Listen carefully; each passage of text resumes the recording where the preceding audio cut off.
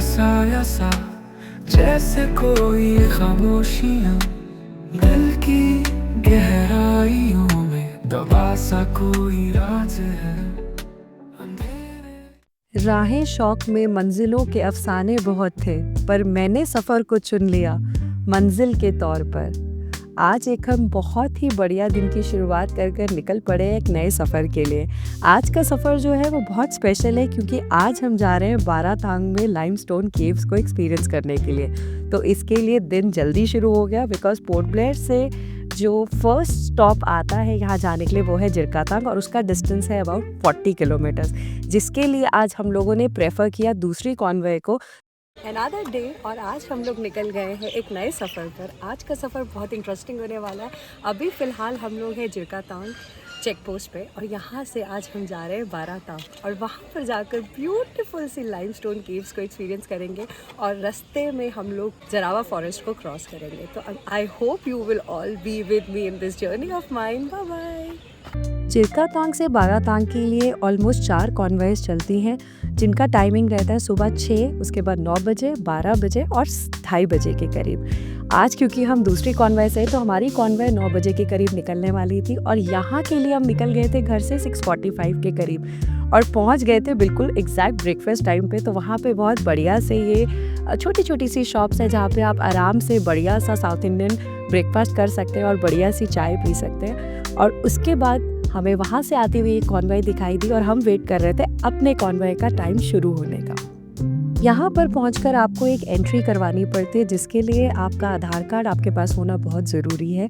और यहाँ आने के लिए आप टैक्सी हायर करके आ सकते हैं पोर्ट ब्लेयर से, जिसकी कॉस्ट 5000 से 6000 के करीब पड़ती है। यहाँ पर हम पहुँच गए हैं मिडिल स्ट्रेट जेटी पर। इससे पहले जो एरिया है वो एक्चुअली रिजर्व फॉरेस्ट एरिया है, जहाँ पर जरावा ट्राइब रहती है, और वहाँ पर कोई भी पिक्चर्स क्लिक करना या उस एरिया का कोई भी रिकॉर्डिंग करना बिल्कुल भी अलाउड नहीं है। तो वहाँ पर इनफैक्ट आप सिर्फ कॉन्वॉय के साथ ही चल सकते हैं, वहाँ पे आप गाड़ी भी नहीं रोक सकते हैं, और आपको ट्राइबल्स के साथ बिल्कुल इंट्रैक्शन करना भी अलाउड नहीं है। और जैसे हम ये मिडिल स्ट्रीट पे पहुँचे, तो यहाँ से आपको एक गवर्नमेंट फेरी मिलती है, जिसके में आप बैठकर क्रॉस करते हैं इस स्ट्रीट को। हम पहुँच गए बारातांग जेटी पर। जैसे ही जेटी पे पहुँचते हैं तो हमें वहाँ पर एक काउंटर दिख जाता है, जहाँ से हमें स्पीड बोट की टिकट लेनी पड़ती है, और यहाँ से आपको जो टिकट है वो 900 रुपीज़ पर पर्सन पड़ जाती है। और वहाँ पे आपको एक फॉरेस्ट एंट्री परमिट भी लेना पड़ता है, जो कि आपका गाइड ही आपको हेल्प कर देता है उसको लेने के लिए। यहाँ से जो बोट निकलती है वो ऑलमोस्ट 10 से 12 लोग बिठाते हैं बोट के अंदर, और जब वो लोग कंप्लीट हो जाते हैं उनके 10 से 12, तभी वो बोट वहाँ से निकलती है। और अभी हमारी बोट के लिए टाइम था, तो हमने सोचा कि पहले कुछ पेट पूजा कर ली जाए। और वहाँ पे ये बढ़िया सी चाट की छोटी छोटी सी शॉप्स लगी रहती हैं, वहाँ पे लेडीज़ बैठी होती हैं और वो बढ़िया सी चाट खिलाती हैं। और हमने अपनी चाट को एंजॉय करना शुरू किया। वेदर बढ़िया था, मज़ा आ रहा था, एक्साइटमेंट भरी हुई थी, और भैया ने फटाफट से हमें ये लाइफ गार्ड जैकेट्स पहना दी कि टाइम हो गया बोट में बैठने का, और चल दीजिए सवारी बनके। हम सुपर एक्साइटेड थे। जैसे जैसे जेटी पे आगे बढ़ते जा रहे थे, तो अंदर इतनी खुशी हो रही थी, और जैसे जैसे दूर से ये स्पीड बोट्स आती हुई दिख रही थी, तो एक्साइटमेंट और बढ़ती जा रही थी, और फिर हमारी जर्नी हुई शुरू।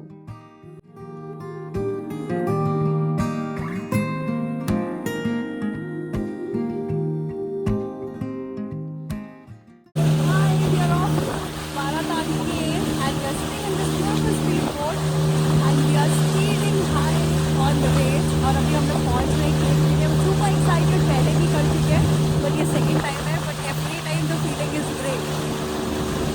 ये जो राइड है ये 20 से 25 मिनट की है, जो कि मैंग्रोव्स के पास से होकर जाती है, और जैसे जैसे आपकी बोट बढ़ती जाती है उतनी एक्साइटमेंट भी बढ़ती जाती है, क्योंकि जो सामने व्यू आता है और पानी का जो सुंदरता दिखती है वो बहुत ही खूबसूरत लगती है। और जैसे ही इस पॉइंट पे हम पहुंचते हैं, तो यहाँ पे जो वहाँ पे आपके गाइड होते हैं वो आपको बताते हैं कि आपको बहुत केयरफुल रहना होता है, बिकॉज बहुत ज़्यादा मैंग्रोव्स के अंदर से होकर हमें यहाँ से निकलना पड़ता है। और आगे जाके एक बहुत ही प्यारी सी वुडन जेटी बनी होती है, जहाँ पे वो लोग आपको उतार देते हैं। यहाँ पर आपको कोई भी ईटेबल्स ले जाना अलाउड नहीं होता है, होता है और आप सिर्फ अपने साथ मैक्सिमम एक पानी कैरी कर सकते हैं। एंड बी श्योर कि आप यहाँ पर जब भी आएँ तो अच्छे वॉकिंग शूज़ पहन के आएँ, बिकॉज यहाँ पे जो ट्रैक है वो ऑलमोस्ट 2 किलोमीटर्स का है, जो कि आपको फाइनली लाइमस्टोन केव्स के लिए लेके जाता है। जब हम यहाँ पे आगे बढ़ते जा रहे थे तो हमारे गाइड भैया ने हमें बताया कि आगे यहाँ पर बीच में इस फॉरेस्ट एरिया के एक विलेज पड़ता है, जहाँ के जो लोग हैं वो यहाँ पर उन्होंने कुछ शॉप्स लगा रखी हैं और उनका जो लाइवलीहुड है वो यही है कि वो वहाँ पर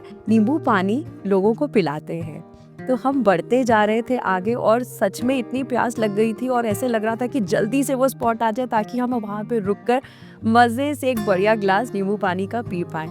और वो जो लेडीज़ हैं वो फ्रेश नींबू पानी आपके सामने ही बनाती हैं और एक्चुअली वहाँ पे इतनी थर्स्ट हो भी जाती है कि आप उस नींबू पानी को इतना इंजॉय करते हो। और मुझे लगता है it is a kind of support the local वाली चीज़ है, बिकॉज वहाँ पे हम इस तरीके से उन लोकल्स को सपोर्ट करते हैं और हमें ज़रूर पीना चाहिए वहाँ पे ये नींबू पानी।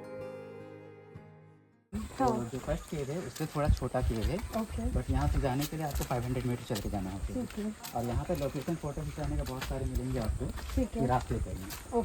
है कि बताने की वजह से कभी टच हो ही जाता है। यहाँ पर हमारे गाइड भैया ने हमें बताया कि एक और नई केव है जो अभी रिसेंटली इनॉग्रेट हो गई है, जिसको केव 2 बोला जाता है। उसका स्ट्रेच जो है वो 500-550 मीटर के करीब और है, जो हमें थोड़ा एक्स्ट्रा वॉक करना पड़ता है। तो हमने कहा कि उसको भी एक्सपीरियंस करना पड़ता है और हम चल दिए उसको एक्सपीरियंस करने के लिए। Here we are at limestone caves number 2. 1 तो सबने देखा है पर 2 बहुत कम लोगों ने देखा है and we are experiencing ourselves for the first time. So here we go. वाली जो caves हैं ये बहुत ही recently inaugurate हुई हैं, जो कि 21 सितंबर 2024 को ही हुई हैं। और यहाँ पर जाते हुए आपको जो सबसे ज़्यादा ध्यान रखना है वो ये है कि आपको बहुत केयरफुल होके चलना है, बिकॉज एक तो ये जो फॉर्मेशंस है वो काफ़ी नीचे तक आई हुई हैं, जिससे आपको अपने आप हेड को सेव करके चलना है और नीचे भी केयरफुली वॉक करना है, क्योंकि काफ़ी जगह पे थोड़ा स्लिपरी हो जाता है। और यहाँ अगर आप प्रेफरेबली अपने मोबाइल की टॉर्च लाइट ऑन कर लें तो आप इन चीज़ों को और अच्छे से देख सकते हैं। साइन इसलिए कर रहे हैं क्योंकि वो फ्रेश बन रहे हैं अभी वो, और ऐसे बढ़ते बढ़ते जाएंगे तो काफी पुराने हो जाएंगे तो थोड़ा सा यहाँ पर वाटर ड्रॉप बहुत धीमा मतलब हो रहा है, तो रुक रहा है ज्यादा देर के लिए। तो यहाँ पर फॉर्मेशन हो पा रहा है, फॉर्मेशन हो पा रहा है और तो थोड़ा जल्दी हो रहा है यहाँ पर। और जहाँ पर वाटर स्पीड से बह जाते हैं वहाँ पर फॉर्मेशन जल्दी नहीं होते हैं। यहाँ रुक रहा है, देखो यहाँ रुक रहे हैं, कितनी देर रुक रहा है, बहुत देर रुक रहे हैं यहाँ पर फॉर्मेशन होते हैं। ये जो यहाँ पर फॉर्मेशंस हैं ये इतनी फ्रेश हैं और इतनी न्यू हैं कि वो इतनी सुंदर दिखाई देती हैं। डेफिनेटली ये वाली जो फॉर्मेशंस हैं ये लाइमस्टोन 1 से कंपैरेटिवली छोटी हैं, बट यहाँ पे you have to be very careful that you don't touch any of these, because हल्के से टच से ये बिल्कुल डेड हो जाते हैं और बिल्कुल ब्लैक हो जाते हैं। और फिर हमने अपना आगे का सफ़र शुरू किया, जो कि था केव 1 के लिए। It's time for limestone cave number 1. Here we go.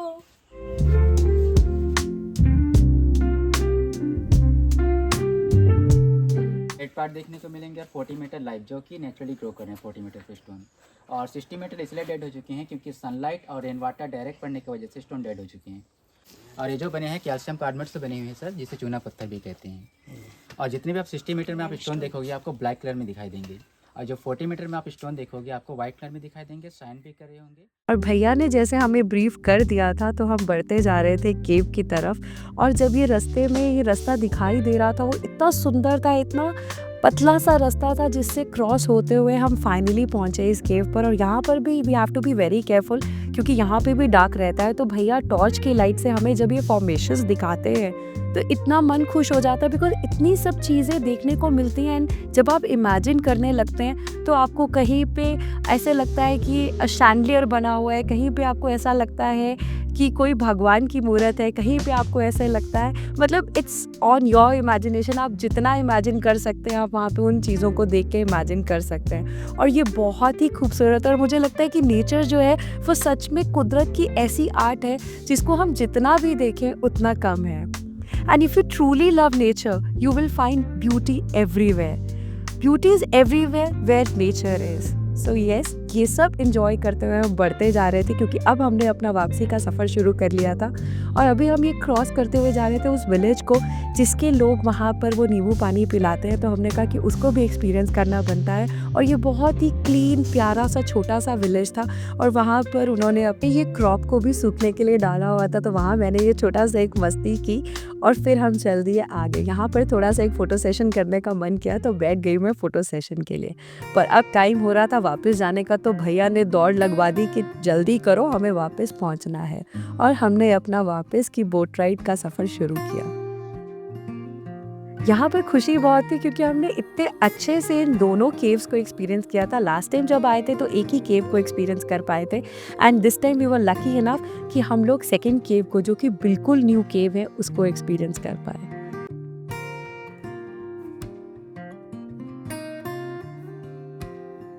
ये जो बोट राइड है, इसमें जब आप जा रहे होते हैं तो इतना मज़ा आ रहा होता है, क्योंकि इसके एक तरफ में आपको एक्चुअल में जरावा फॉरेस्ट रिजर्व भी दिखाई देता है। और कई बार आपको इस वाटर पैच में आपको कई बार जरावास क्रॉस करते हुए भी दिख जाते हैं। तो जब वो लोग क्रॉस कर रहे होते हैं तो आपको स्पेशली बोला जाता है कि आपको कोई भी वीडियोग्राफी नहीं करनी है, because it's not allowed and it's an offence अगर आप उनकी कोई भी रिकॉर्डिंग या पिक्चर्स क्लिक करते हैं तो। और ऐसे ही करते करते हम पहुंच गए जेटी पे।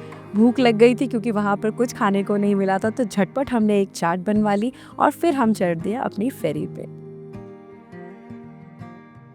जैसे गवन फेरी पे पहुंचे तो वहाँ पर हमें एक टिकट लेनी पड़ती है, जो कि 13 रुपीज़ पर पर्सन की टिकट मिल जाती है।